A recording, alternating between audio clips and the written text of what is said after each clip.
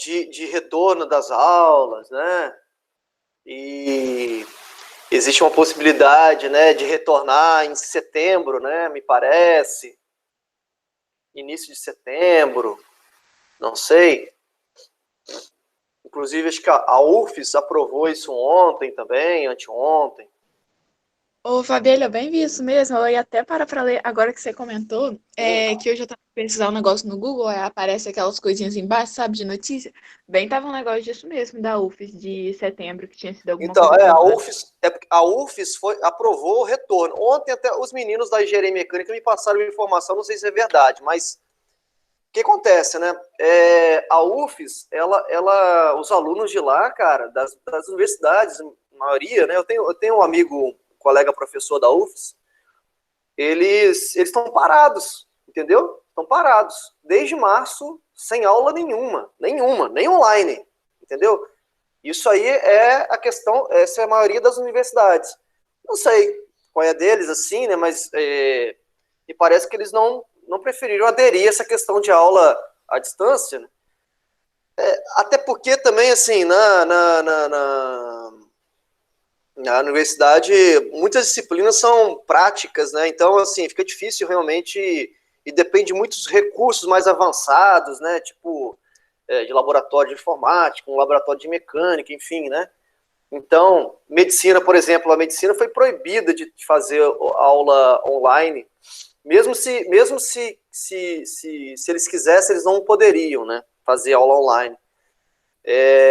Então teve toda essa dificuldade aí, né? Então as universidades federais estão paradas desde março, né? Isso eu sei porque também tem um colega lá que dá aula lá, tem colegas que dão aula lá. E aí, então eles sim, eles estão correndo sério risco de perder o semestre deles, né? Já é uma questão muito, muito pior que a nossa, né? Que mesmo a gente estando aqui aos trancos e barrancos, estamos, né? Então, complicou o lado deles. Aí eles aprovaram esse retorno aí, pelo que eu li a reportagem, assim, li só o cabeçalho. Acho que já perderam, né? Provavelmente perderam o semestre. Vão ter que... Essa galera, uma molecada que ia formar com 4 anos, vai formar com 4 anos e meio, né? Vai formar com 4 anos e meio. Mas eu não li a reportagem toda, né? Os alunos da engenharia mecânica, quando eu estava dando aula, me falaram que eles vão retornar. Eu teria que confirmar isso depois. Mas eles retornariam em setembro no ensino EAD, à distância. Não sei se isso é verdade. Não sei. Mas assim, me parece que há um movimento, né?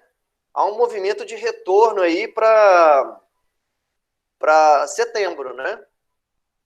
Inclusive o IFES divulgou em um protocolo bem maluco aí de retorno, de como é que vai ser, se retornar, tem que ter distância, e não sei o que, e álcool, e toma banho com cloro, e por aí vai. E, bom, por que eu comecei a falar esse assunto, né? Porque eu, assim, se a gente voltar presencial, para a gente ter um aproveitamento maior, eu preferi deixar a química orgânica para o retorno, porque eu acho que vai ser mais proveitoso, entendeu? Então, assim, eu vou prosseguir o assunto e vou deixar a química orgânica mais para o final mesmo, para um possível retorno de sala de aula, né? Para a gente ter um contato melhor, tá bom? Mas, basicamente, o que está faltando para a gente começar a química orgânica são 2 assuntos, né, que seria a eletroquímica, que eu vou começar hoje, e radioatividade. Radioatividade é um tópico bem pequenininho, bem curtinho.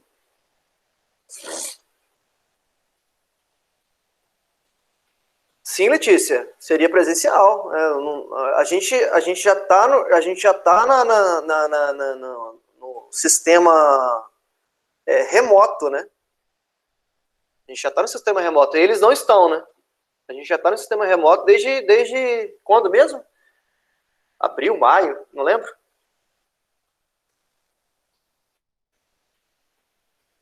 Isso aí, demorou um mês ou um pouquinho, né, para a gente começar, mas a gente está com prejuízo um pouco menor.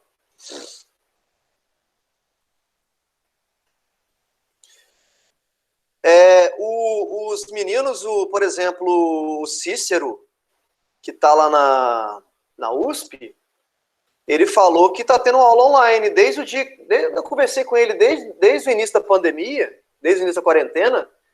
Ele disse que está tendo aula online lá na USP, normal. O meu irmão estuda na USP, exatamente. Acho que desde a primeira semana que parou, tá tendo aula lá. Sim, mas é porque a USP é estadual, né? Uhum. A USP não é federal.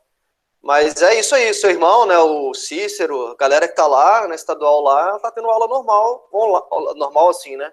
Tá tendo aula online desde quando... Eu acho que ele já tinha, a USP, por exemplo, já tem já tinha um esquema montado antes já, entendeu? Eles têm um conhecimento e tinha já vários grupos lá que já davam, inclusive... Se você pegar aí no YouTube, aí tem vários professores da USP que dão aula online, assim, tem vídeos no YouTube de aula pra galera que quer fazer alguma revisão, alguma coisa assim, já tinham já um conhecimento, já um know-how já inicial. É a mesma coisa? Lógico que não é, né? Mas é o que temos. Vamos lá. Olha só. Então, e falando nisso, né?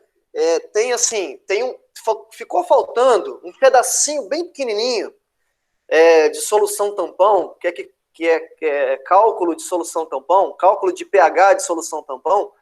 Aí eu vou passar um link de um vídeo de YouTube para vocês no AVA, mas assim, aplicado mesmo, de como aplicar o cálculo de pH de tampão. E vou passar, dentro do exercício da lista que eu vou passar, eu vou colocar um problema envolvendo o cálculo de pH de tampão, tá bom? Para a gente não quebrar o ritmo aqui, eu vou deixar esse vídeo lá para vocês, né, de cálculo de pH de solução tampão, através de uma equação muito fácil, né? É só você aplicar na equação e calcular, tá? Então eu deixo isso para depois da aula. Eu vou começar a falar hoje sobre um tema bastante bacana, bem legal, que tem muita relação com o curso de vocês, que é eletromecânica, né? Que é a eletroquímica. Que é essa parte aí da química aí, chamado eletroquímica. Bom, só estou mudando aqui rapidinho. O que a eletroquímica estuda, né? O que a gente está preocupado aqui na eletroquímica? Como o nome está dizendo, né? Eletro aqui vem de eletricidade. Química, obviamente química, né? São processos nos quais, né? Reação química, ou melhor dizendo, né?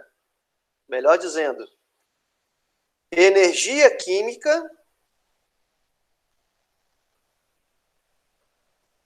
se transforma em energia elétrica. E o contrário também, tá? Energia elétrica se transformando em energia química. Então a gente vai mudar totalmente o foco do que a gente estava trabalhando antes, né? Que é equilíbrio químico. A gente ficou muito tempo falando de equilíbrios, né? De aplicações de equilíbrio. E aí agora a gente vai mudar totalmente o nosso foco e trabalhar um outro assunto bem diferente, totalmente diferente. É bom que dá um gás aí e tal, porque estava já enjoado falar de equilíbrio químico, né? É um tópico aí que dentre né, os assuntos cobrados aí de Enem, né? Está entre os top 10, né? Dos assuntos mais cobrados do vestibular lá, né? E aí, né? Quais são as aplicações, né, desse tópico, né? O que a gente vai ver aqui quando a gente entrar nesse assunto, né?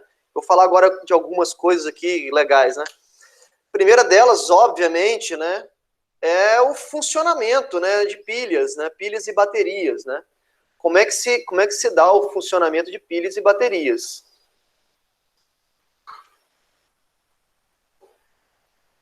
Para quem já teve a curiosidade, né, de abrir uma pilha, uma bateria, né, e ver né, como é que é por dentro dela e tudo mais, pilhas e baterias, né, nada mais são do que são dispositivos eletrônicos, né, dispositivos eletrônicos montados, né, para, através de reações químicas que acontecem no interior, né, no interior de uma pilha, reações químicas, né, que ocorrem com transformação aí ocorrem com transformação de energia química em energia elétrica, né?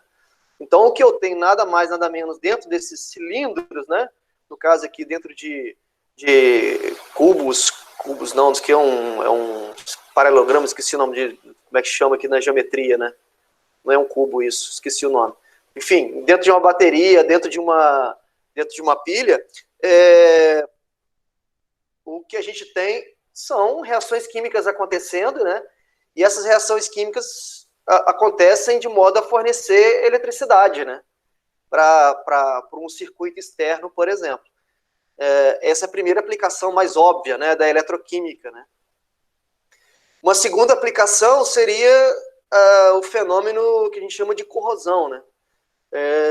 E aí, focando, obviamente, na corrosão de metais, né? Como que os metais, eles se degradam com o tempo, né?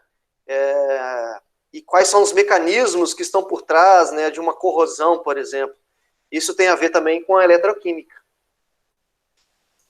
Aqui uma outra aplicação bem legal, né, que a gente vai estudar mais à frente, né, que seria o contrário do que eu falei aqui de uma pilha, que seria o contrário de uma reação química fornecendo energia elétrica. Aqui é o contrário. Seria a aplicação de corrente elétrica, aplicação de uma energia elétrica, né? E através da aplicação de energia elétrica eu tenho o envolvimento, né, de reações químicas, que a gente chama. Aqui dentro, ó, tem um frasco, né? Vamos dizer assim, um reator, que a gente chama.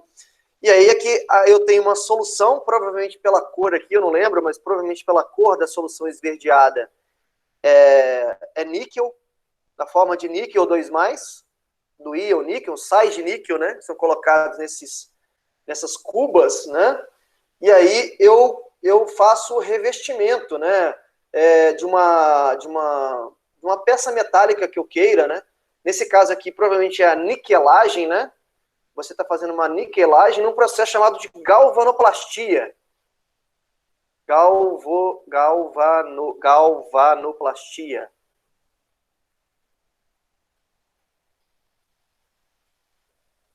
E aí você pode trocar, por exemplo, aqui, ó, trocar o íon, o sal, por exemplo, ao invés de usar níquel, usar cobre, fazer acobrear, né, o material.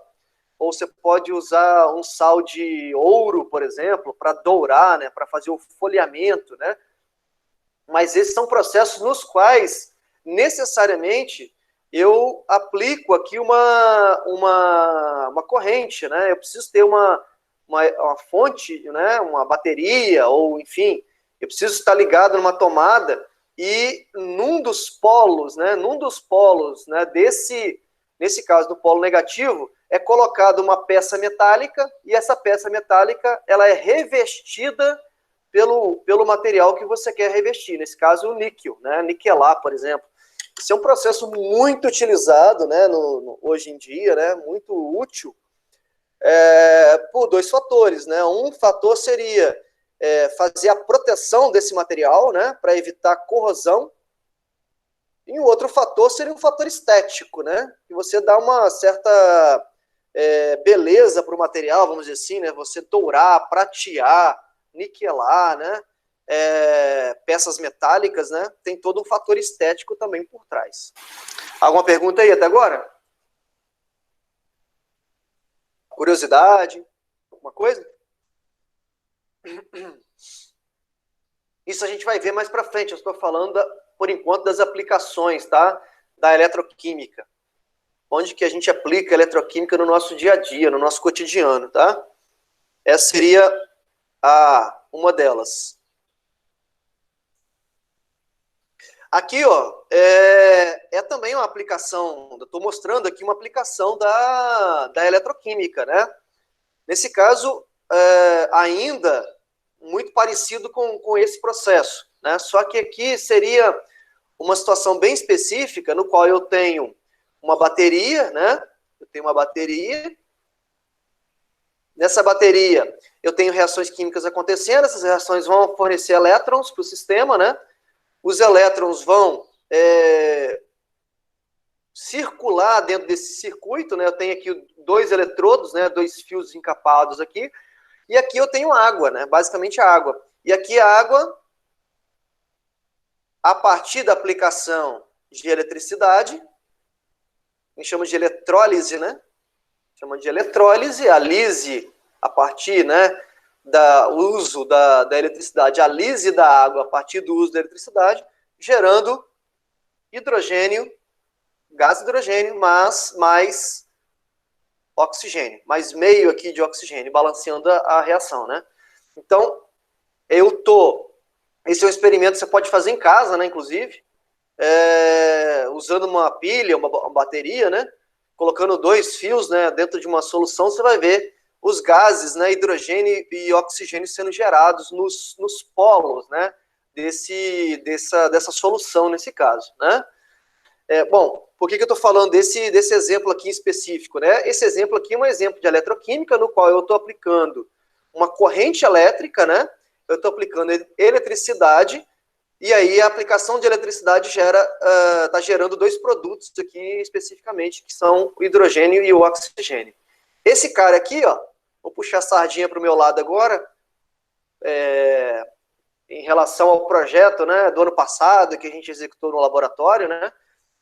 O nosso projeto é um projeto que tinha a ver com a eletroquímica, né? Basicamente era isso aqui que eu fazia nas reações lá que eu executava, né?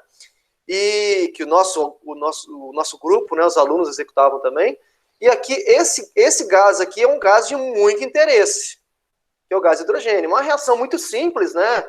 Tecnicamente, olhando assim, né, teoricamente, mas na prática não é tão simples de se fazer, porque ela não é uma reação espontânea, né? Eu preciso, como eu disse, eu preciso de aplicar uma corrente aqui, eu preciso aplicar energia para essa reação acontecer. Por que esse gás aqui, hidrogênio, é tão importante, né? Por que ele é tão importante? Qual é a utilidade dele? Vocês sabem?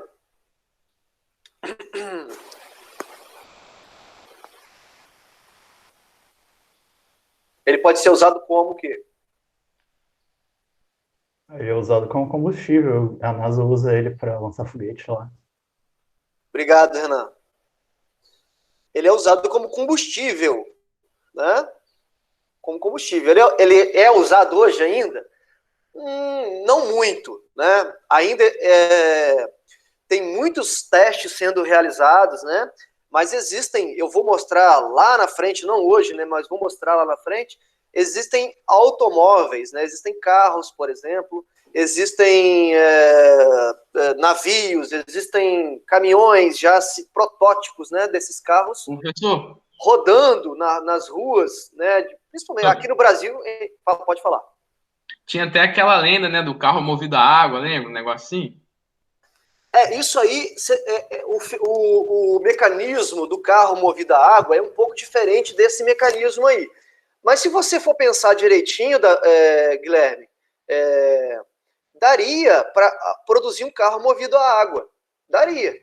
Mas já existe, Fabiano. Deve existir. Já existe no Japão. Mas como é que funciona o motor, você sabe?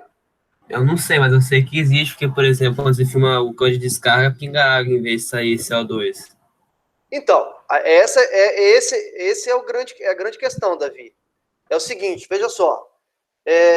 Por que esse gás hidrogênio é um gás tão está sendo focado agora nos estudos de combustível, né? Primeiro é que existe a questão toda do aquecimento global que a gente conhece, né? Os gases, né, principalmente derivados da combustão, né, dos derivados de petróleo, né, por exemplo, gasolina, óleo diesel, gera gás carbônico, que é um dos causadores do efeito estufa aumentado, né, vamos dizer assim.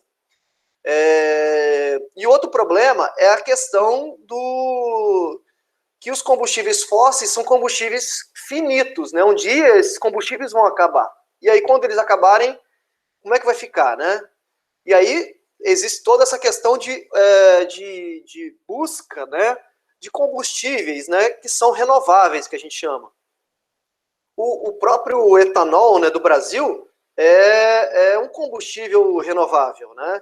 O etanol é um biocombustível, por exemplo, que vem da cana-de-açúcar, né? Mas aí você tem toda a questão de produção, né, do etanol. Você precisa de grandes áreas, né? E entrando aí na questão da geografia, né? A produção de cana-de-açúcar é uma monocultura, né? Você acaba detonando o solo e tudo mais, né? Então você precisa de grandes espaços, você precisa...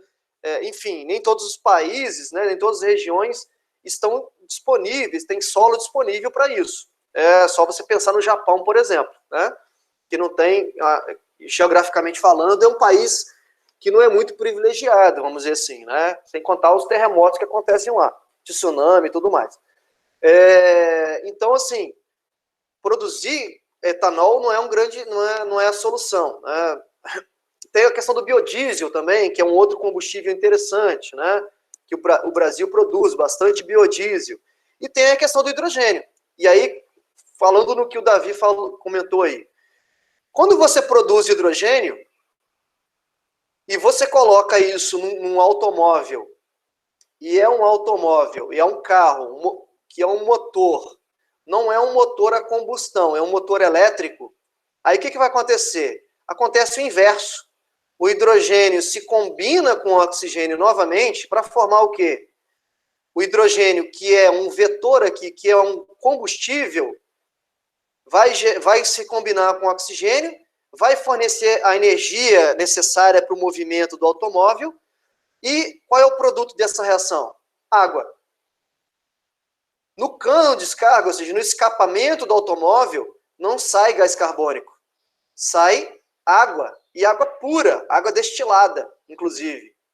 Então, vejam, eu produzo hidrogênio através, né, uma das formas de produzir hidrogênio é através da eletrólise, que eu estou mostrando aqui nessa imagem. O hidrogênio entra no automóvel, se combina com oxigênio de novo para gerar água. É um processo cíclico. Então, por isso que eu falei que é possível que tenha um carro movido a água.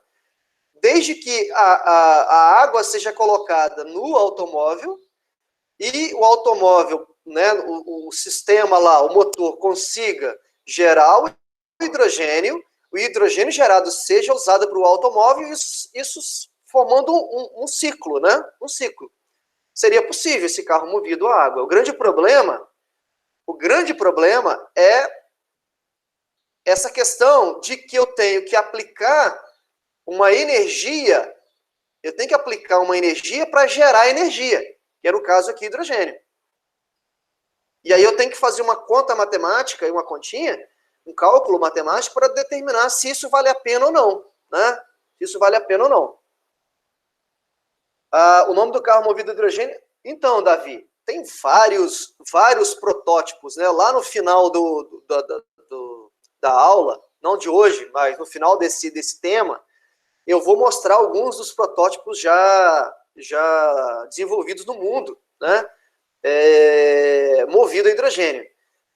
Por exemplo, alguns Big Bus, que são aqueles ônibus vermelhinhos lá da Inglaterra, lá, não sei se vocês já viram em imagem e tudo mais, alguns daqueles navios, alguns daqueles ônibus estão sendo testados na região de Londres, né? Ali em Londres, e estão sendo testados com hidrogênio já, certo?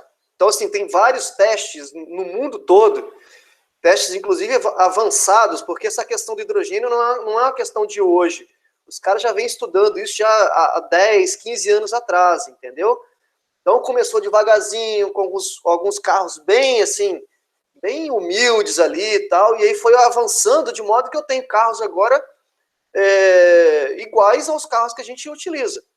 Só que não é um carro, o motor do carro a hidrogênio não é um motor a combustão, né? Que o motor que a gente conhece, a gasolina e tal, a diesel, são motores a combustão, né? O motor do hidrogênio não é um motor a combustão, é um motor elétrico.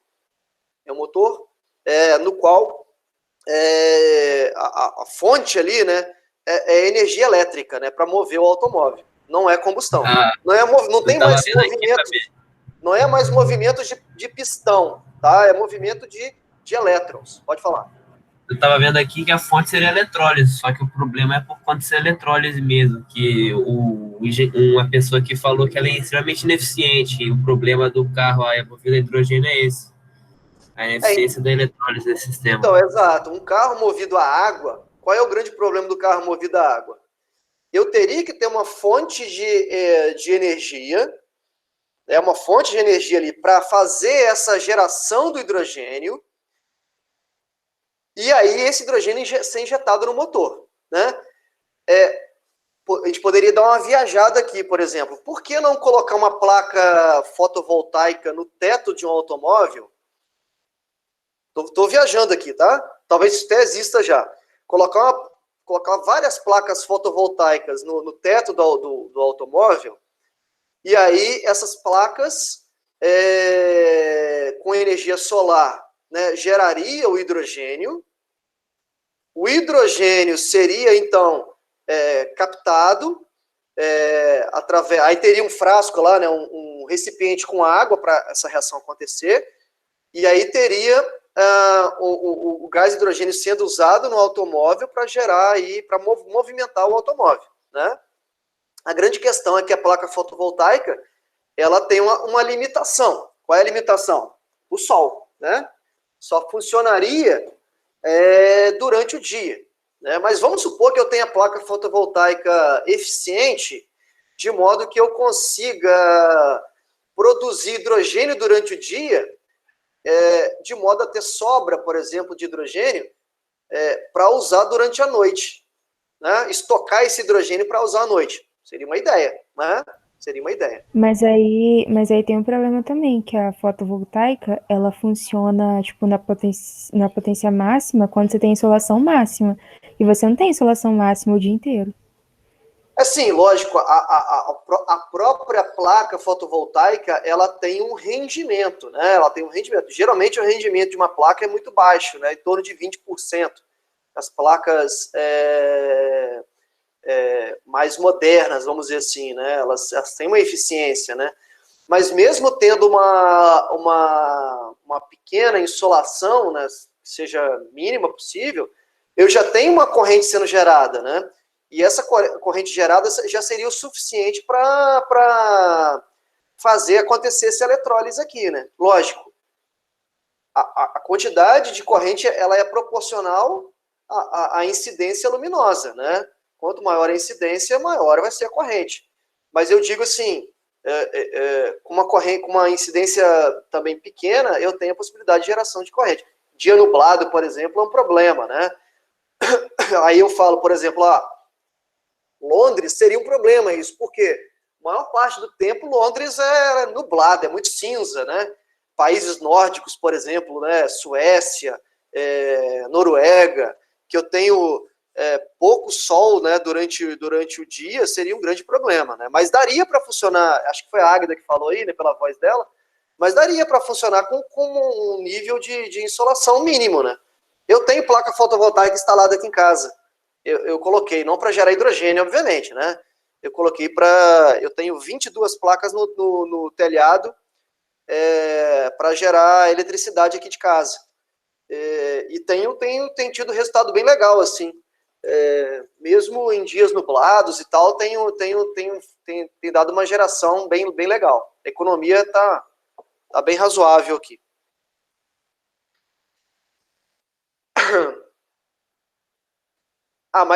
Mas aí, Letícia, não é fotovoltaica, né? Provavelmente o que você tem aí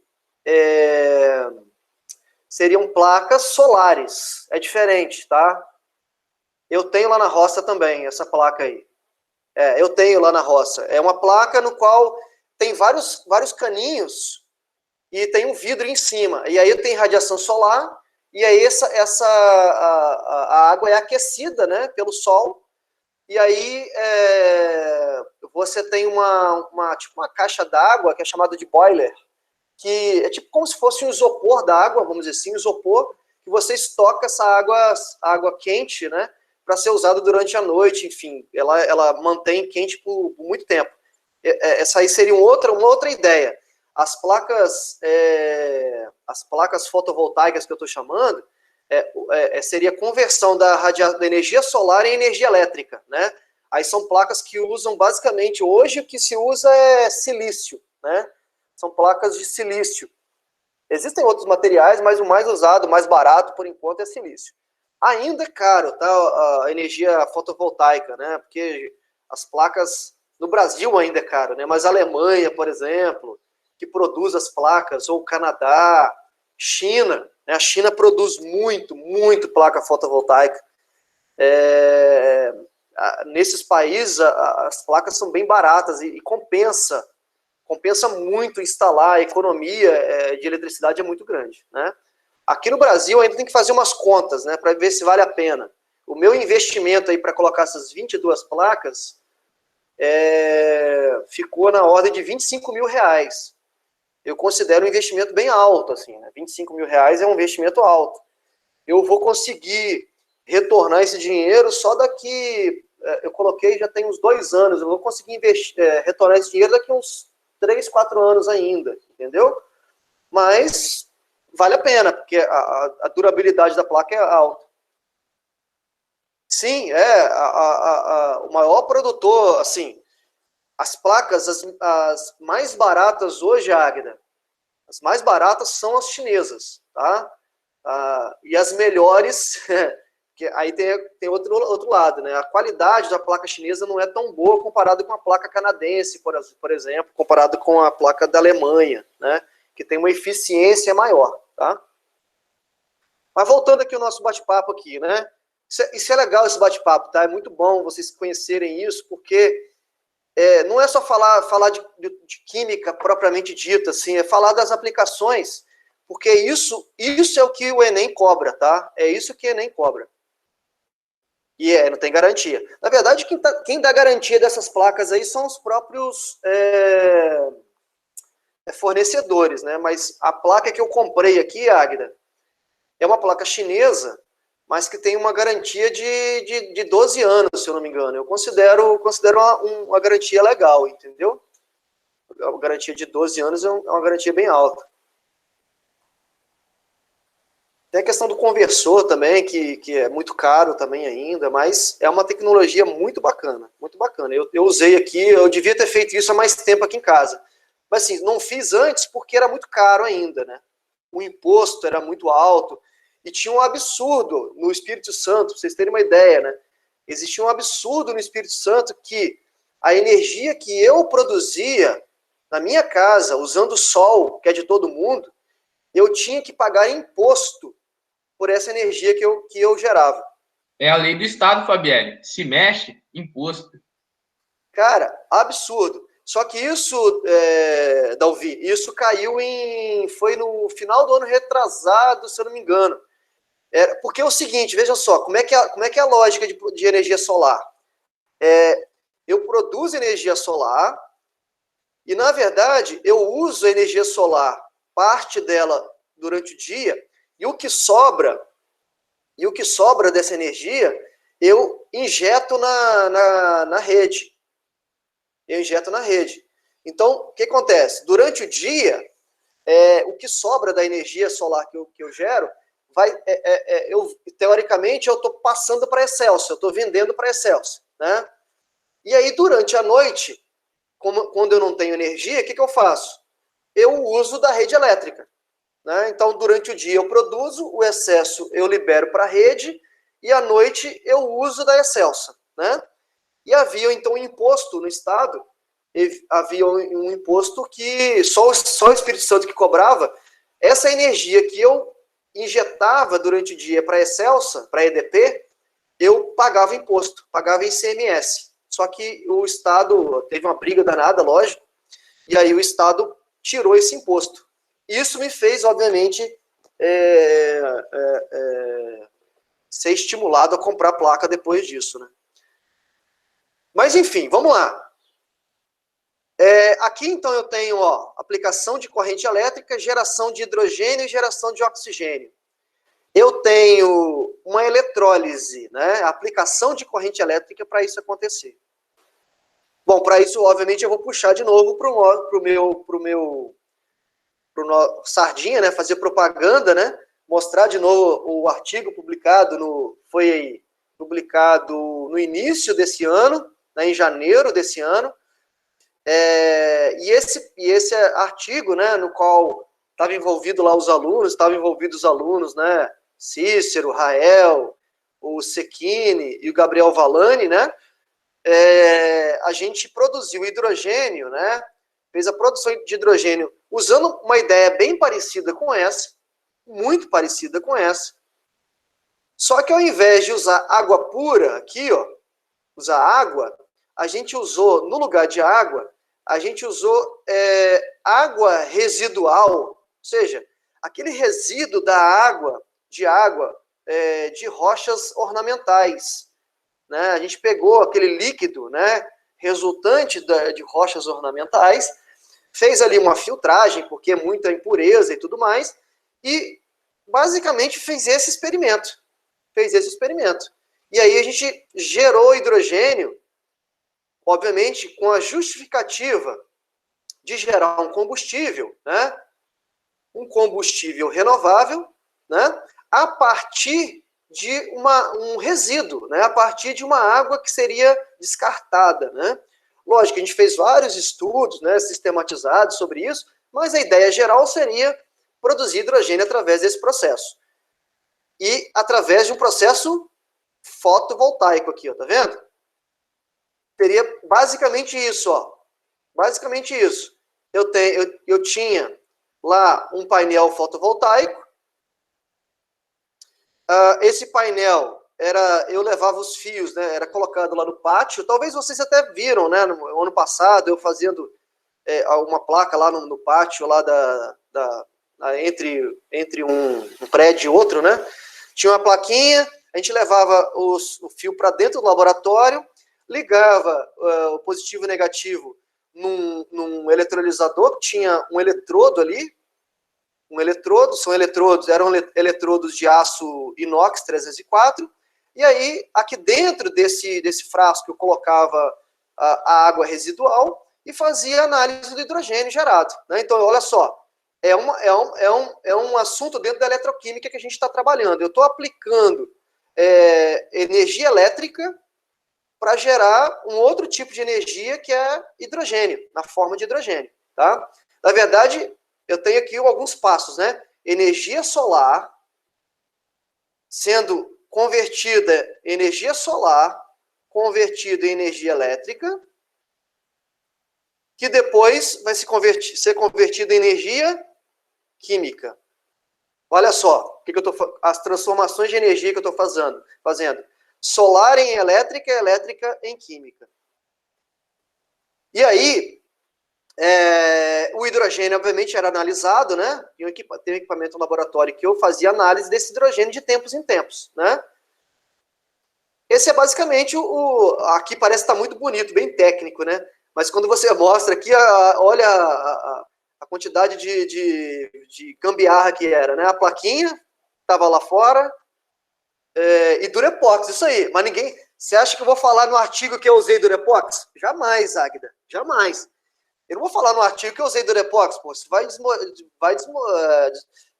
é que se diz? Vai desmoralizar o meu trabalho, né? Mas era basicamente uma plaquinha fotovoltaica comprada aí no mercado, né? A gente usava aqui uma inclinação, né? Essa inclinação aqui é por conta da irradiação solar da nossa região, aqui está na ordem de 20 graus, a inclinação, né? Ótima. E aí, levava o fio para dentro do laboratório. Aqui eu tinha um reator, que nada mais era que um tubo de PVC, de 200 milímetros, aqui. Aqui de baixo aqui tinha os eletrodos conectados, são eletrodos de aço inox, e dentro do recipiente eu tinha o líquido colocado. E aqui, de vez em quando, a gente fazia uma coleta do gás hidrogênio produzido e colocava nesse equipamento para analisar. Era basicamente esse o projeto que a gente fazia, que rendeu esse artigo aqui internacional em janeiro desse ano, né? Um artigo de grande impacto científico. E para nossa surpresa, na semana passada, eu tive um outro artigo aceito nessa revista aqui, ó, chamada Energy Research, que é uma revista também internacional, de impacto inclusive maior do que dessa Renewable Energy, que vai sair, o artigo provavelmente vai sair agora em agosto, de um outro projeto, mas que basicamente a ideia é a mesma. Só que ao invés de a gente usar águas de residual de rochas ornamentais, a gente usou aqui um outro tipo de água, um outro tipo de resíduo, que é uma água residual de mina de drenagem ácida, que é uma água de mina de carvão. Basicamente, água de mina de carvão. Carvão mineral, tá? Não é carvão de churrasqueira, não. É outro tipo de carvão. Essa água, ela veio lá de Santa Catarina pra gente. Esse aluno aqui, ó, o Vinícius Busato, é um aluno da Engenharia de Minas. Ele formou no final do ano passado. Ele conseguiu essa água, a gente fez o mesmo princípio. Eu e o Gabriel Valani, que é um aluno da Engenharia Mecânica, a gente fez a mesma ideia, só que usando essa água, e publicamos. Teve uma publicação aceita. Na verdade, não é tão simples, assim, parece que é fácil publicar, né? Eu tô desde janeiro com esse trabalho, fazendo correções, né? Montando gráficos. Não só isso, né? Argumentando com os caras lá, os caras fazem perguntas, a gente responde e tudo mais, né? E agora é que saiu esse artigo aí. Geralmente demora mais, né? Mas eu estou desde janeiro tentando fazer essa publicação aí, que agora foi aceita. Só para vocês verem, né, que é possível fazer pesquisa no laboratório, né, pesquisa de bom nível, né? Desde que tenha boa vontade aí, né? E criatividade, principalmente, né? Tem que ter criatividade, cara. Brasileiro tem que ser criativo, né? Se eu falasse, pô, como é que eu vou conseguir fazer isso, né? Começar a pensar muito, você não faz, né? Mas falar, peguei um tubo de cano, cortei, medi, fiz as medidas, coloquei os eletrodos, colamos e compramos a plaquinha e metemos bronca, né? Lógico que tem todos os detalhes por trás do experimento, né? Que não vale a pena ficar falando, mas é um experimento que a gente fez de forma muito bem organizada, né? Para não ficar pegando dados aleatórios também, né? Pegar dados bem concisos, né? Para mostrar para os caras lá que a gente obteve resultados, né? Aqui, ó, para mostrar para vocês, né? O carro seria um chassi do carro movido a hidrogênio. Eu vou mostrar bem lá para frente, nas próximas aulas, né? Mas seria um carro totalmente diferente do carro que a gente conhece hoje, né? Aqui tem um cilindro de gás hidrogênio, não sei se vocês conseguem ver aqui, ó. Está o cilindro de gás hidrogênio, é um cilindro, e aí esse gás hidrogênio, ele entra numa célula, aqui tem outro cilindro, né, de gás aqui, ó. Provavelmente um dos cilindros é hidrogênio e o outro é oxigênio, tá? Provavelmente esse aqui é o de hidrogênio e esse aqui é o de oxigênio. E aí eu tenho um sistema no qual esse hidrogênio e oxigênio é combinado, e aí acontece a reação química, no qual a reação libera elétrons, esses elétrons são usados para alimentar um circuito, portanto, o carro é um carro estritamente elétrico, não é um carro a combustão como a gente está acostumado. Ruído zero, não tem ronco de motor nenhum, né? O barulho que esses carros fazem é quase zero. E mais importante, né? No escapamento, o que sai aqui, ó, é água na forma de vapor.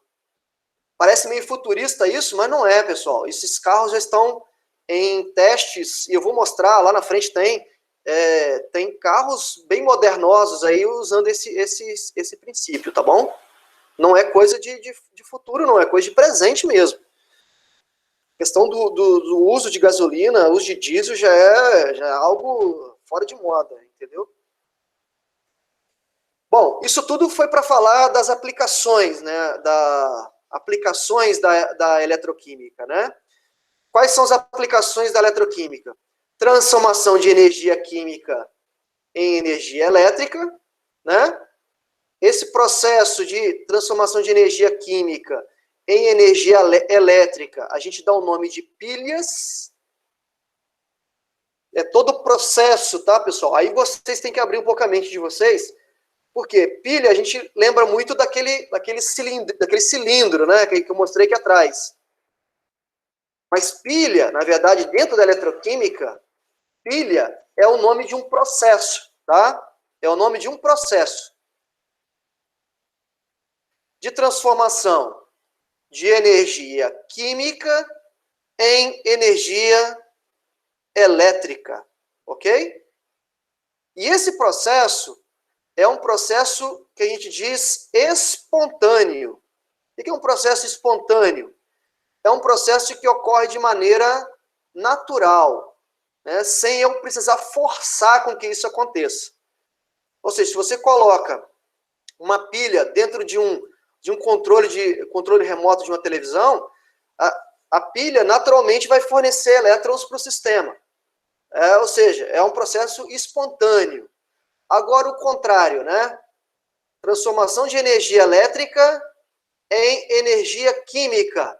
É o que eu fiz no projeto de pesquisa, né? Por exemplo, é o que é feito quando você coloca o carregador do celular para carregar a bateria do seu celular, né?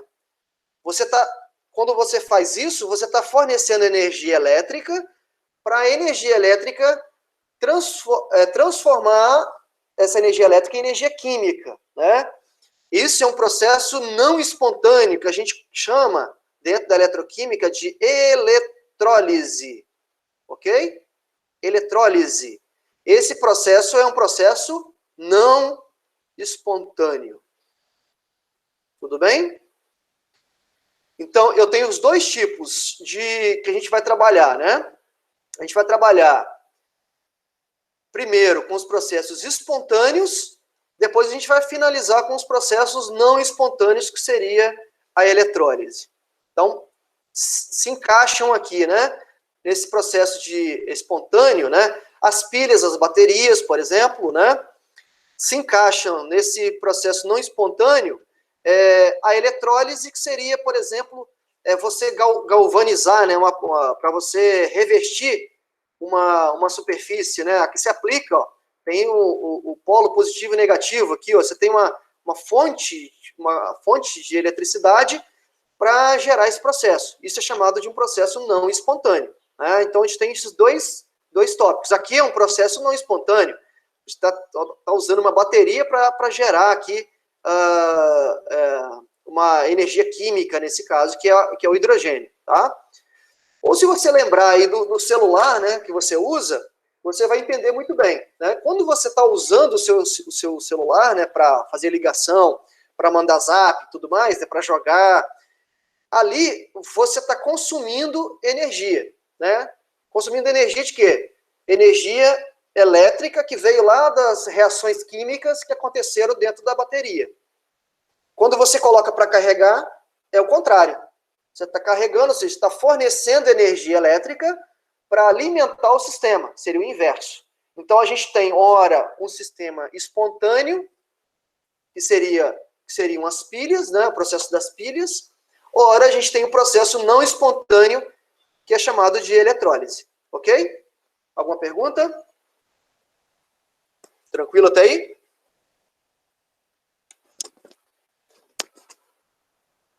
Bom, para falar de pilhas e baterias, para falar de pilhas, baterias e eletrólise, a gente precisa falar de uma reação muito específica.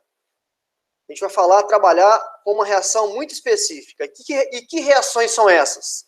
Chamadas de reações de oxirredução. Provavelmente vocês viram isso no primeiro ano, né? O que são reações de oxirredução, né?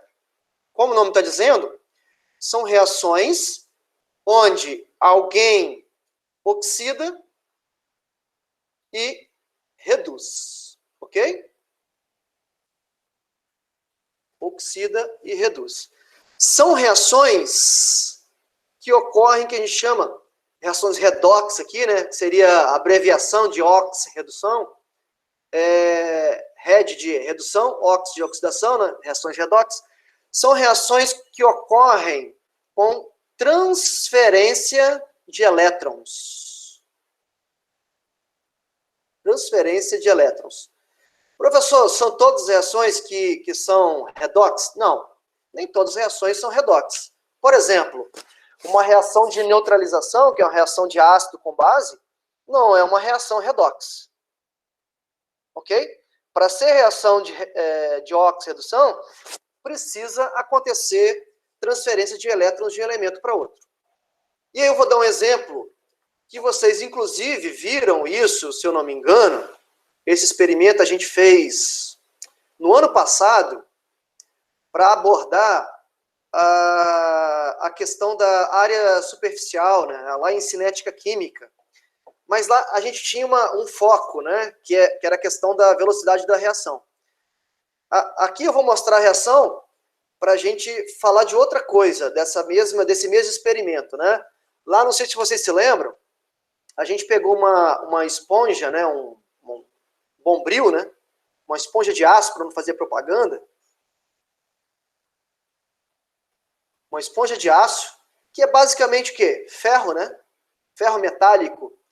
E nós colocamos essa esponja dentro de uma solução de sulfato de cobre. Sulfato de cobre, né?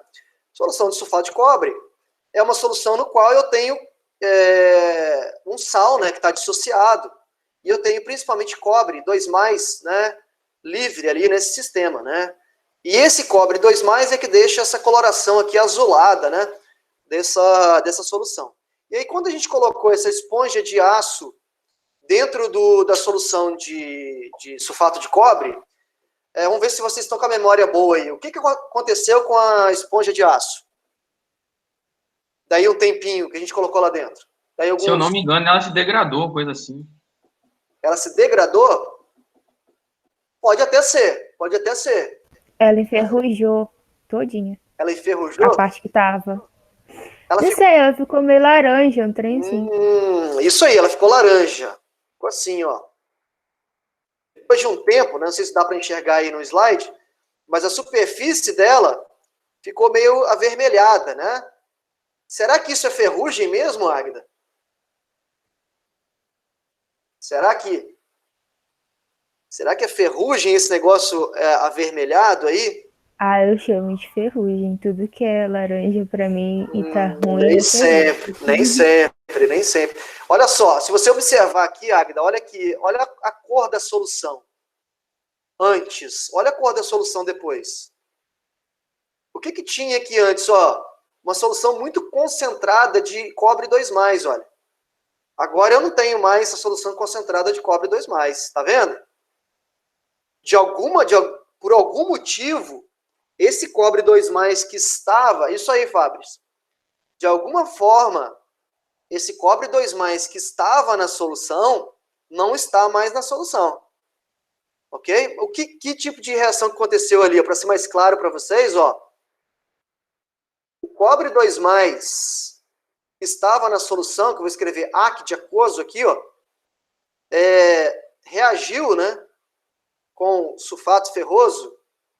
Aconteceu uma reação de simples troca aqui, ó, no qual, ó, deslocou aqui para formar Eita, ao contrário, né? Tá doido? Hein? Que viagem aqui. Esquece isso. Ó, o ferro do bombril, que está no estado sólido, reagiu com o sulfato de cobre. Sulfato de cobre aqui, a carga 2+, ó. Aconteceu uma reação de deslocamento, ou simples troca, né? E aí, aconteceu de modo a formar sulfato ferroso mais cobre metálico. O Cu aqui, ó, metálico, né? De forma simplificada, seria isso aqui, ó. O ferro, ele que era sólido, ó, o ferro que era sólido, se transformou em ferro íon. Por isso que o Dalvi falou aí faz sentido. O bombril, ele se corroeu com o tempo, e ao mesmo tempo que o bombril se corroeu, porque o ferro foi diminuindo a sua massa, na superfície do bombril, o que aconteceu? Ó, o cobre 2+, que estava na solução, começou a se transformar em cobre metálico. Então, essa coloração laranja que você vê aqui, que parece ferrugem, na verdade não é ferrugem. É cobre metálico que se depositou nessa superfície do bombril ali nesse caso, tá? E o cobre, a gente sabe, tem uma coloração alaranjada, né? Como um fio de cobre, por exemplo, né? Uma plaquinha de cobre e tudo mais. Então, esse cobre aqui, Águida, essa coloração laranja não é ferrugem, tá? É cobre na forma metálica, né? Aí o seguinte, por que essa reação, eu chamo essa reação de uma reação de oxirredução, né? Por que ela é uma reação de oxirredução? Veja, quando a gente fala de uma reação de oxirredução, a gente tem que lembrar de um termo que é chamado de NOx, ou também carga. O que seria NOx carga, né? Seria o seguinte, por exemplo, no NaCl, quando o NaCl, a gente coloca ele em água, né, ele dissocia. Ele dissocia para formar quais íons? Na+ e Cl-. Então, a gente diz que a carga do sódio é +1, porque ele perdeu um elétron, não é isso? E esse um elétron perdido foi cedido para o cloro, e o cloro está cloro -1, né? Mas eu não quero tratar a carga na dissociação, eu quero tratar a carga antes da dissociação. Então, antes da dissociação, a carga é a mesma. O sódio é +1, e o cloro, por consequência, é quantos? -1. Então, esses números que a gente coloca em cima do elemento aqui, ó, a gente chama de NOx, ou carga. Vocês viram isso em algum momento, pessoal, no primeiro ano? Fala para mim aí. Sobre NOx, sim. Sobre a oxirredução e tal, eu particularmente não lembro muito, não. Tá bom, beleza. Eu vou falar da reação de oxirredução. Então, por exemplo, como é que eu determino a carga de qualquer substância, né? De um elemento na substância? A gente tem que lembrar o seguinte, a carga dos elementos da família 1A, a carga é fixa, é sempre +1, tá? A carga dos elementos da família 2A é sempre +2. Aí eu tenho ainda o alumínio, que tem carga fixa +3, que não é da família 1, é da família 3. A prata, que é a família que é carga +1. E o zinco, que é carga +2. Esses são os cátions, que tem carga fixa, tá? Carga fixa. Os outros podem variar, tá? Os outros cátions podem variar. E, por exemplo, a gente tem, em relação aos ânions, o oxigênio, que tem carga -2, né? Aqui dentro de cátions ainda, a gente tem o hidrogênio, que tem a tendência de ter carga +1 também, tá bom? Então, por exemplo, né, como é que eu atribuo carga, por exemplo, a todos os elementos do ácido sulfúrico, né? Então, vamos lá, como é que eu atribuo? O oxigênio tem carga fixa -2, o hidrogênio tem carga fixa +1. Então, ficaria o enxofre que está aqui no centro, ó, que eu não sei a carga, vou chamar de X, tá? Então, como é que eu faço a continha? Eu sei que a carga total resultante é zero, né? Como eu fiz com sódio aqui, ó, sódio cloro, mais 1 com menos 1 dá zero, né? Então, eu sei que a resultante é zero, então eu faço assim, ó, 4 oxigênios vezes 2 vai dar menos 8. 2 hidrogênios vezes 1 vai dar mais 2. 1 enxofre vezes X vai dar X. Isso tudo tem que ser igual a zero. Então, X vai dar quantos? X vai dar menos 8 mais 2. Menos 8 mais 2. Isso aqui vai dar menos 6. X, passando para o outro lado, vai dar mais 6. Portanto, a carga aqui do enxofre é mais 6. Eu descobri a carga do enxofre, que é a carga do elemento que pode variar nesse caso. Como assim, China? O oxigênio não é relativo à molécula? Não entendi. Sua pergunta. Você está falando em relação à carga do oxigênio? A carga vai variar, é isso? Dependendo do tipo de fórmula que eu tenho?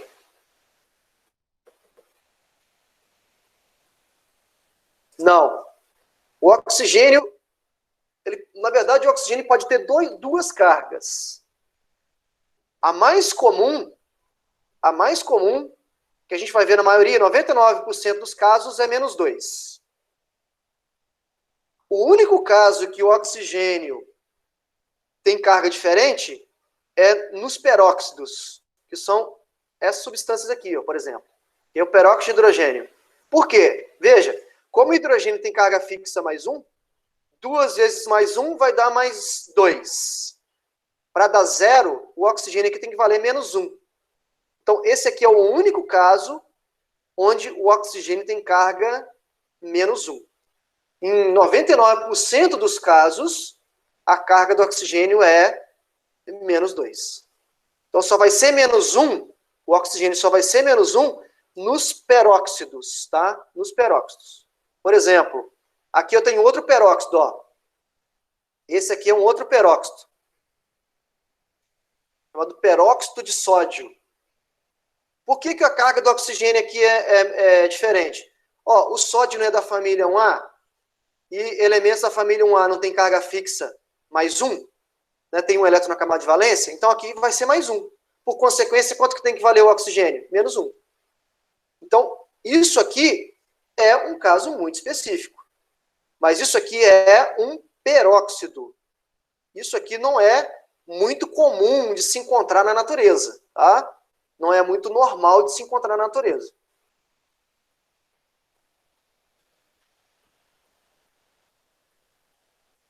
Tem os superácidos. Sim, pode ter, mas são casos, Letícia, muito, muito específicos, assim. Então, são exceções, entendeu? Se a gente for ficar se apegando às exceções, vai ficar muito complicado a gente avaliar as outras coisas. Vamos ater mais os casos gerais, porque, assim, são os casos gerais que são os casos mais cotidianos, né? Lógico, tem casos e casos, né? É o que eu disse aqui em relação ao oxigênio. Mas na maioria das vezes, a carga do oxigênio vai ser menos 2, tá, China? Por isso que eu coloquei aqui, ó, menos 2 pro oxigênio, no caso do ácido sulfúrico, tá bom? Deixa eu só, rapidinho, abrir um slide aqui para a gente continuar, que eu acabei fazendo muito rascunho aqui. Então, por exemplo, eu sei que esses caras aqui têm carga fixa, família 1A, família 2A, alumínio, prata e zinco. Só lembrar desses, e do hidrogênio, H+, e o oxigênio, que é carga menos 2. Então, eu vou repetir aqui, ó. Eu vou repetir a reação. Ferro mais sulfato de cobre, dando sulfato de ferro mais cobre. E aí, o que a gente vai fazer? A gente vai atribuir cargas a todos os elementos antes e depois da reação, tá? E aí tem uma outra coisa que eu preciso falar com vocês. Qual é a outra coisa? Substâncias simples, por convenção, a carga é zero. Quais são substâncias simples? Lembrar lá do primeiro ano. Substâncias simples são aquelas formadas por um único tipo de elemento químico. Por exemplo, oxigênio é a substância simples. Aqui nesse caso, China, eu estou falando da molécula de O2, aqui o oxigênio tem carga zero. Por quê? É uma substância simples. H2 é uma substância simples. Alumínio metálico, cobre metálico, ferro metálico. Isso tudo são substâncias simples, por convenção a carga é zero. Carga zero, ok? E por que eu estou falando isso aqui? Ó? Porque a gente tem substâncias simples na nossa reação e substância composta. Quem são simples? Aqui, ó, o ferro e o cobre. O ferro metálico, a carga é zero. O cobre metálico, a carga é zero. Ok? Agora, a gente não sabe aqui, ó, a carga das outras coisas, né? Mas olha aqui o seguinte. Ó. Acabamos de descobrir que a carga do enxofre aqui é mais 6, que a carga do oxigênio aqui é menos 2. Então ficaria, ó, 4 vezes menos 2, menos 8. Menos 8 com mais 6 dá menos 2. Para dar zero, o cobre aqui, ó, tem que valer mais 2. Isso eu já tinha dito aqui antes, ó, quando eu mostrei a reação. Eu tinha dito que era mais 2, ok? Então, cobre é mais 2. E depois da reação? Por analogia, aqui vai ser mais 6, aqui menos 2, não muda nada, a espécie é a mesma. Aqui vai ser o ferro mais 2. E o cobre já disse que vai ser zero. Então, observe. Por que essa reação é uma reação de oxirredução? Porque está ocorrendo, durante a reação química, os elementos químicos participantes, alguns deles, estão variando a carga. Quem são eles? Quem são os elementos que estão variando a carga? Olha, se você observar, o ferro, que era zero a carga antes da reação, depois passou para mais 2, tá vendo? O ferro passou de 0 para mais 2. Por que o ferro passou de 0 para mais 2? Alguém sabe me dizer? O que aconteceu com ele?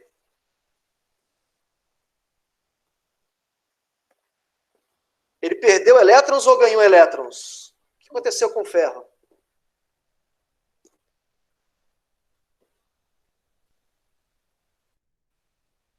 O que vocês acham aí? Não, Alvarez, é isso aí, ele oxidou. Mas aí, vamos falar da origem. Ele perdeu elétrons? Ele perdeu elétrons, muito bem. Então, ó, é só você pensar aqui, ó, 0 mais 2. Na escala, né, de mais e menos, mais 2 é mais positivo do que 0, não é isso? Sendo mais 2 mais positivo, significa que, e elétron a gente sabe que é uma espécie negativa, o ferro daqui para lá, ele perdeu elétrons. Perdeu elétrons. Se o ferro perdeu elétrons, alguém tem que ter recebido esse elétron. Alguém ganhou elétron. E quem que ganhou elétron nessa reação? Quem ganhou elétron? É só a gente observar, ó, o cobre, né? O cobre passou de mais 2 para 0, tá vendo? Ele ficou menos positivo. Mais 2 para 0 significa que ele ganhou elétrons. Ganhou elétrons. Então, a gente diz assim, ó, escrevendo de forma mais simplificada, seria isso, ó. Escrevendo a forma de semi-reações que a gente chama. Semi-reações. O que seriam semi-reações? É focar na espécie que ganhou e na espécie que perdeu elétrons. Seria assim, ó. Ferro, 0, se transformando em ferro 2+, e ele liberou o quê? 2 elétrons. Ok? Essa semi-reação, aqui, ó, que eu mostrei, o ferro perdendo elétrons, E toda espécie que perde elétrons, o Alvarez já até antecipou aí, ó, espécies que perdem elétrons a gente chama de oxidação. Então a gente disse que o ferro, ele sofreu uma oxidação. Então, oxidação significa o quê? Significa perder elétrons. Beleza? Perder elétrons. O contrário seria o quê? A redução. E quem que sofreu redução? O cobre, né? E como é que eu escrevo essa semi-reação do cobre? Ficaria assim, ó. O que eu tenho antes? Ó, cobre 2+. O cobre 2+ ganhou 2 elétrons e se transformou em quê? Cobre 0. Sólido, né? Essa aqui é a reação de redução. Por que uma reação de redução? Porque eu estou mostrando aqui o cobre ganhando elétrons. Ok? Vai ser sempre assim? Sempre assim. A espécie que perde elétrons, ela sofre uma oxidação. E a espécie que ganha elétrons é a espécie que sofre uma redução. Alguma dúvida?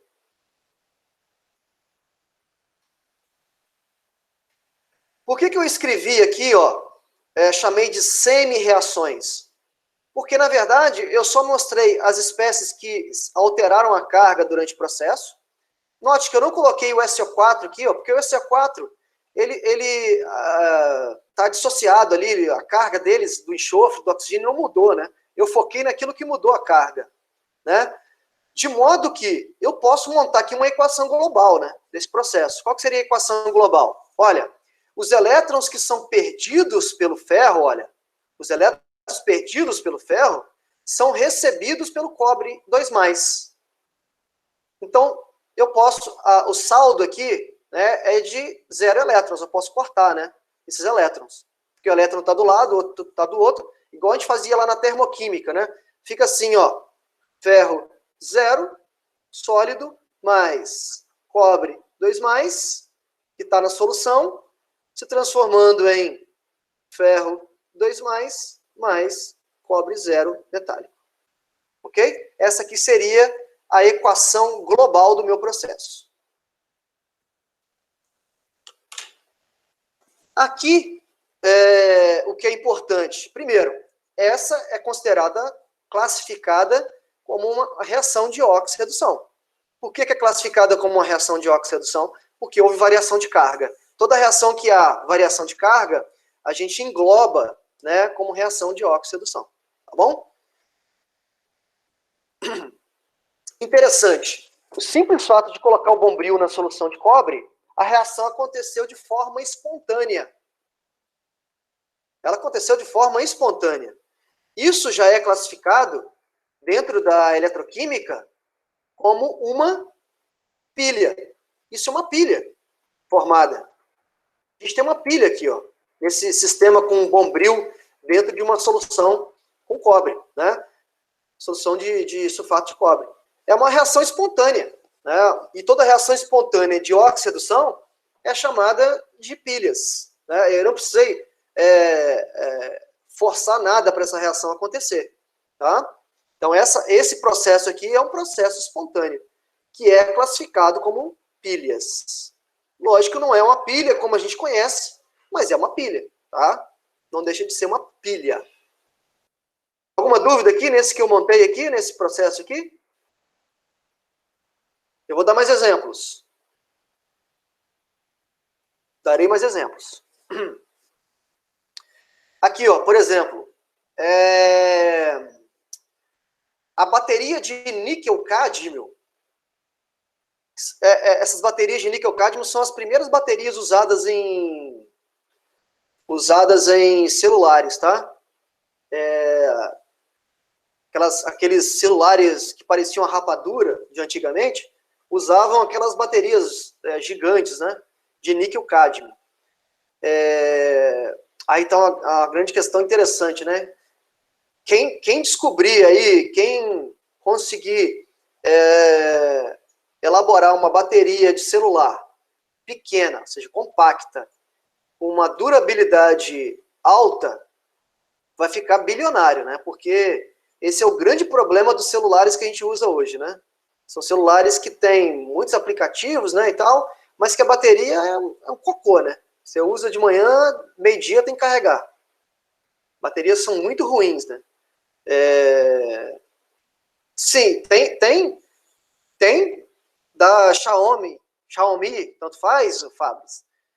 Realmente são celulares muito bons. Eu concordo com você. São celulares que são bastante competitivos, inclusive com a linha do iPhone, né? Dos iPhones. Mas o problema é que a Xiaomi ainda não tem muita assistência técnica no Brasil, né? Se quebrar, ferrou. É melhor comprar outro. E tem um motivo para isso, né?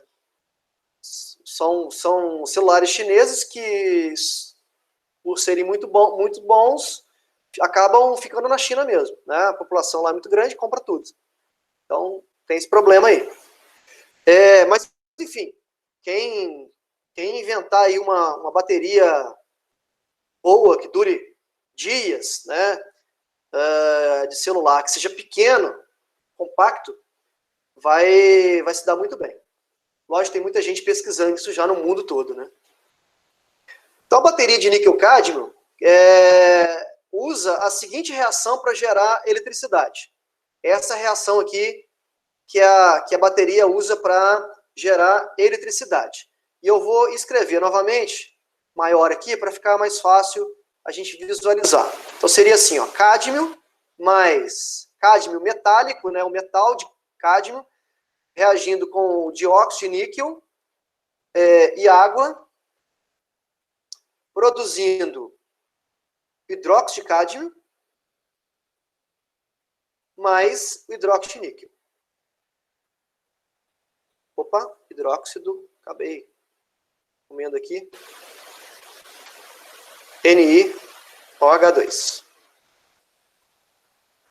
Como é que a gente identifica se essa reação é uma reação redox, tá? Se essa é uma reação redox. A gente tem que atribuir carga a todo mundo antes. Vamos atribuir carga para todo mundo. O cádmio aqui, ó, cádmio metálico, é substância simples, a carga é 0. NiO2, a gente sabe que o oxigênio tem carga menos 2, 2 vezes menos 2 dá menos 4, menos 4 para dar 0, o níquel aqui vale mais 4.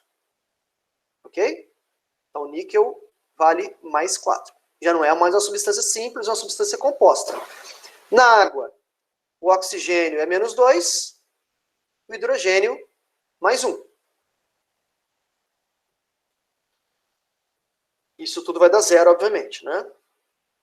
Agora, do outro lado da reação, o que a gente tem certeza aqui, ó? O oxigênio, a gente sabe que ele é menos 2, o hidrogênio é mais 1. Então, olha bem, dentro do parênteses aqui, né? Qual é a resultante dessa carga? Menos 2 com mais 1, o resultante aqui, ó, é menos 1, não é isso? Menos 1 vezes 2, que estava lá de fora do parênteses, dá menos 2. Menos 2 para dar 0, o cádmio aqui, ó, necessariamente tem que ser mais 2. Entenderam o que eu fiz aí? Se não tiver entendido, pergunta aí. De maneira semelhante, aqui, ó, oxigênio menos 2, hidrogênio mais 1, resultante aqui dentro do parênteses vai dar menos 1, menos 1 vezes 2 vai dar menos 2, menos 2, o níquel também aqui vai ser mais 2. É uma reação de oxidação? É. Por quê? Tem gente variando aí, variando carga aí nessa reação. Quem que está variando a carga? O cádmio, que está passando de 0 para mais 2, e o níquel, que está variando de 4 para mais 2. Pessoal, aí atenção, uma reação de oxidação sempre vem acompanhada por uma reação de redução. Ou seja, um elemento que perde elétrons, ele perde elétrons para alguém ganhar esse elétron. Não tem como um acontecer sem o outro, tá? Então, quando a gente fala reação redox, reação de oxi-redução, a gente está dizendo que as duas coisas estão acontecendo ao mesmo tempo, tá bom? Se alguém perde elétrons, alguém tem que ganhar elétron. O elétron fica vagando aí nessa reação, tá bom? Aí, vamos lá. O que aconteceu com cádmio e o que aconteceu com níquel em termos de oxi-redução? Fala para mim aí. Quem que oxidou e quem que reduziu nessa reação? Qual foi o elemento que oxidou? O cádmio oxidou e o níquel reduziu? Perfeito, perfeito. O cádmio, o elemento cádmio, foi o cara aqui, ó, que passou de carga 0 para mais 2, significa que ele perdeu elétrons daqui para lá, né? Foi ele que oxidou. E o níquel? Olha o níquel, a carga dele, ó, 4. Agora, qual é a carga do níquel? Mais 2. Está ficando menos positivo, né? Ficando menos positivo significa que está ganhando elétrons, que é negativo. Então, o níquel, ele reduziu. Beleza? Então, o cádmio oxidou e o níquel reduziu. Beleza. Aqui a questão, né, a questão perguntava assim, identifique as substâncias oxidadas e reduzidas, na verdade esse termo substância está errado, indique os elementos oxidados e reduzidos. Então, nós já descobrimos. E aqui agora eu estou incrementando com outro termo aqui, ó. Quem é o agente oxidante e o agente redutor? Então, vamos lá, vamos com calma. Eu já descobri que o cádmio foi o elemento que oxidou. Por que ele oxidou? Porque ele perdeu elétrons. E por que o níquel reduziu? Porque ele ganhou elétrons. Tudo bem? Agora ele quer saber quem é o agente oxidante e quem é o agente redutor. Deixa eu abrir um novo slide aqui que ficou embolado. Quem é o agente oxidante e quem é o agente redutor? Errado. Sim, Alvarez, errado. Na verdade, quem oxida, veja bem, quem oxida e quem reduz, quem que tá reduzindo aqui, ó? É o níquel ou é o óxido de níquel? Quem está reduzindo é o elemento níquel. Né? Não é a substância óxido de níquel que está reduzindo. O oxigênio está com carga fixa, antes e depois. Ó. A carga do oxigênio está igual para todo mundo. Né? Então, o oxigênio, por mais que esteja participando ali do composto, ele não está sofrendo nenhuma alteração de carga. Então, quem oxida e quem reduz, quando a gente fala assim, ó, quem oxida, quem reduz, é o elemento químico. Então, nesse caso, é o cádmio e o níquel. Agora, quando eu falo de agente, aí sim, o agente é a substância. Agente é a substância. E o que seria agente? Agente é o que promove. Vamos entender assim para ficar melhor. Aí eu pergunto assim, ó. Eu descobri, na primeira parte aqui, eu descobri que o cádmio oxidou. O cádmio oxidou. Quem é o agente oxidante? Ou seja, quem promove, quem foi que promoveu a oxidação do cádmio? Quem promoveu a oxidação do cádmio foi a substância NiO2. Então, o agente oxidante é o O2. A substância é NiO2. Quem que promoveu a redução do níquel? Quem foi o agente redutor? Quem foi o agente redutor? Ou seja, aquele que promoveu a redução do níquel. A substância cádmio. Cádmio sólido nesse caso. Ok? Então, quem oxida é o elemento. Quem é o agente é a substância. Tem uma forma assim um pouco decorada para quem gosta de decorar, né?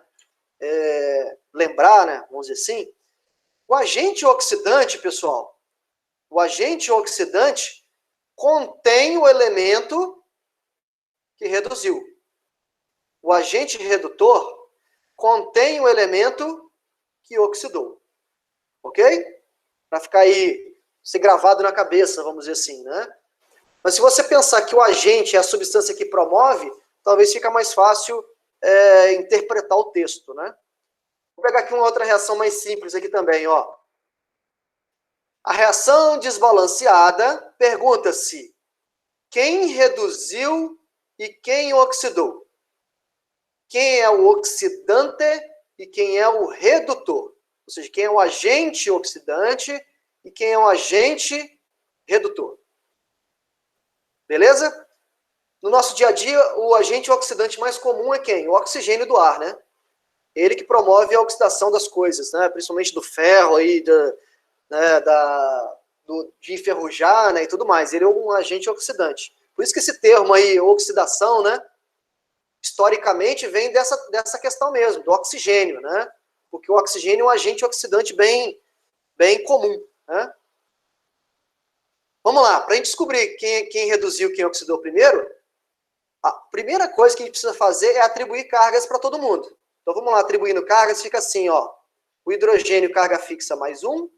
Então ficaria 2 vezes mais 1 vai dar 2. O enxofre aqui, então, vale menos 2. Não tem que balancear primeiro, não? Não precisa. A carga, o NOx da substância, do elemento, independe do coeficiente estequiométrico. Ou seja, você falar numa reação química, falar dentro de uma reação química ou falar fora de uma reação química, a carga não vai mudar. Aqui vai ser mais 1 e menos 2. Na verdade, Águida, o que você falou aí, que eu não vou abordar, tá? Existe uma maneira de você balancear uma equação química utilizando a carga, usando o NOx. Mas o NOx, ele não é influenciado pelo coeficiente estequiométrico, não, tá? Na verdade, o contrário. O coeficiente estequiométrico é influenciado pela carga. Mas, enfim, eu não vou entrar nesse mérito, porque vai embolar muito a cabeça de vocês. Então, quando eu falo de carga, eu falo da carga de um dos elementos fora ou dentro da reação, não importa, tá bom? Não importa. Então, a carga aqui do BR2, ó, como é uma substância simples, é 0. Por definição, né? Por padrão. O hidrogênio é mais 1, o oxigênio é menos 2. Do ácido sulfúrico, o que eu sei, o que eu tenho certeza, o hidrogênio é mais 1, o oxigênio é menos 2. Nós vimos ali atrás, fizemos isso, né? Aí descobrimos aqui que o enxofre vale quantos? Mais 6. HBr, fixo. Hidrogênio mais 1, bromo menos 1. Primeira coisa, é uma reação de oxidação? É. Por que que é? Tem elementos químicos que estão variando a carga na reação. Quem que está variando? O enxofre está passando de menos 2 para mais 6. Aqui, ó, tá vendo? Menos 2 para mais 6. E o bromo, que está passando de 0 para menos 1. Então, quem que oxidou e quem que reduziu? O enxofre, ó, menos 2, agora é quantos? Mais 6. Então, o enxofre, ele está ficando mais positivo, né? Significa que ele está perdendo elétrons. Então, o enxofre foi o cara que é o elemento que oxidou, né?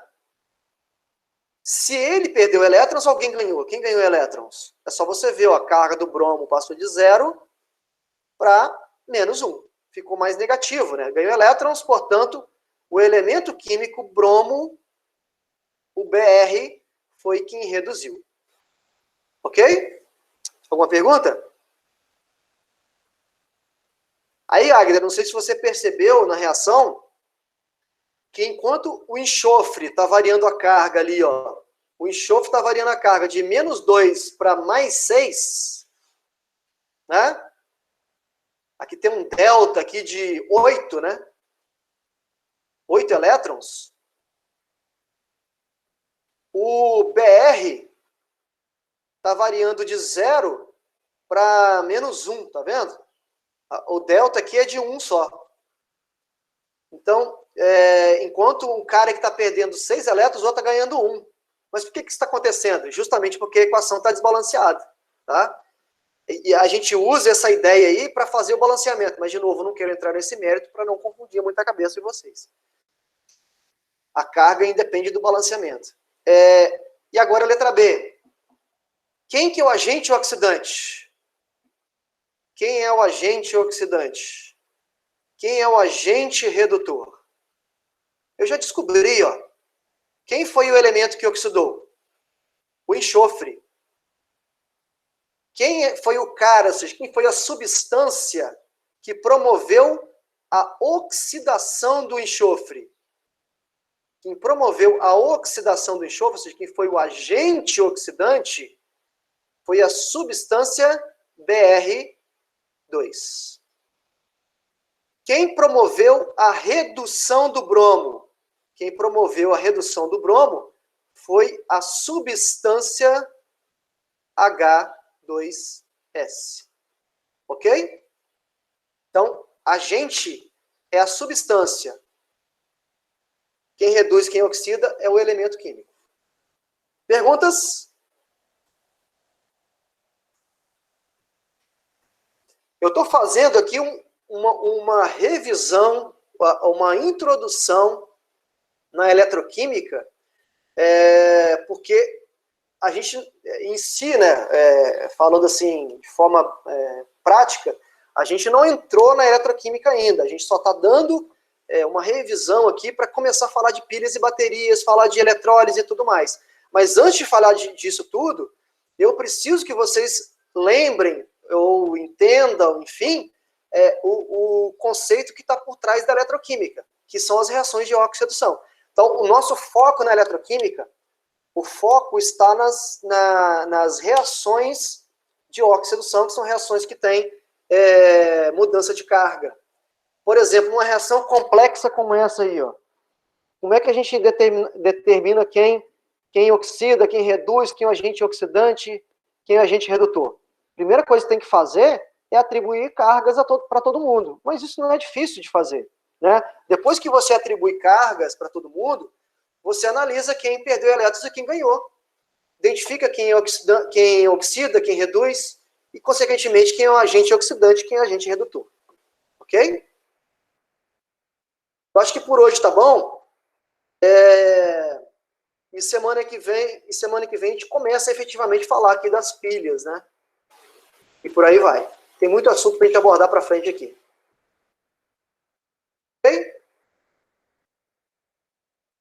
Alguma dúvida? Alguma coisa que vocês queiram que eu repita? Senão eu vou encerrar para a gente almoçar. Sim, Águida, vai ter lista hoje sim. Vai ser uma lista mais focada em reações de oxidação, para identificar exatamente isso, quem oxida, quem reduz, quem... Já tirei print já, Dalvi, já tirei print da tela aqui. Quem é agente oxidante, quem é agente redutor, entendeu? Vai ser mais para praticar isso.